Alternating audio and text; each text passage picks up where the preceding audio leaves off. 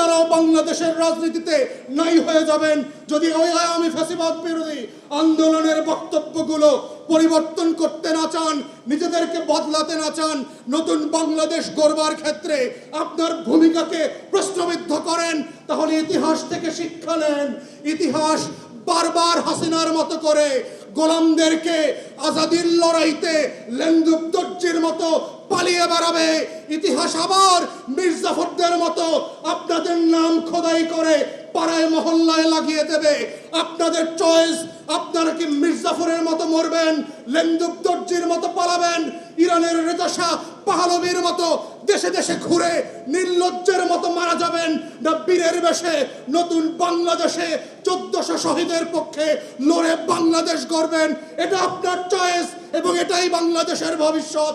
এটাই 5 কোটি তরুণে দেয়ালে দেয়ালে লিখে সেই বাংলাদেশের কথা বলে গেছে।